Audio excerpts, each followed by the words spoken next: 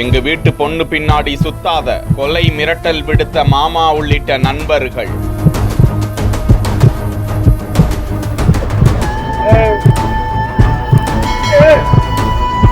காதலை கைவிட முடியாது எதிர்த்து பேசிய தம்பி, உறுதுணையாக நின்ற அண்ணனை ஓட ஓட வெட்டி சரித்த கும்பல்.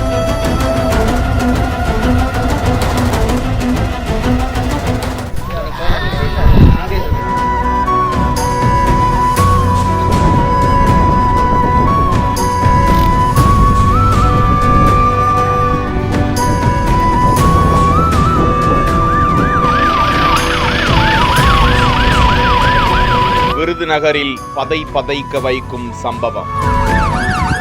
விருதுநகர் மாவட்டம் சாத்தூர் அருகே ஒத்தையால் தெற்கு தெரு பகுதியை சேர்ந்த பொன்ராஜ் என்பவரது மகன் 24 வயதுடைய சங்கேஸ்வரன் பட்டாசு தொழிற்சாலை பணியாளர். அவரது சகோதரன் சிங்கேஸ்வரனும் பட்டாசு ஆலையில் பணிபுரிந்து வரும் நிலையில் சிங்கேஸ்வரன் ஒத்தையால் அருகே உள்ள கண்மாய் சூரங்குடி பகுதியை சேர்ந்த இளம்பெண் ஒருவரை காதலித்து வந்ததாக சொல்லப்படுகிறது. இந்த காதலை தெரிந்து கொண்ட இளம்பெண்ணின் மாமா என கூறப்படும் 23 வயதுடைய விஜயபாண்டி மிரட்டல் விடுத்து வந்ததாக சொல்லப்படுகிறது. தன்னை காதலியின் மாமா விஜய் மிரட்டி வருவதாக சங்கேஸ்வரனிடம் சிங்கேஸ்வரன் கூறி வந்தாராம். இந்த நிலையில்தான் காதல் விவகாரம் தொடர்பாக சங்கேஸ்வரன் விஜயிடம் பேச்சுவார்த்தைக்கு வரும்படி பட்டாசு ஆலைக்கு அழைத்ததாக சொல்லப்படுகிறது. பேச்சுவார்த்தையின் போது சிங்கேஸ்வரன் தன்னுடைய காதலை கைவிட மறுத்து விட்டதால் ஆத்திரமடைந்த இளம்பெண்ணின் மாமாவான விஜய் தன்னுடைய நண்பர்களோடு சேர்ந்து சிங்கேஸ்வரனை கொடிய ஆயுதத்தால் வெட்ட முயன்ற போது சங்கேஸ்வரன்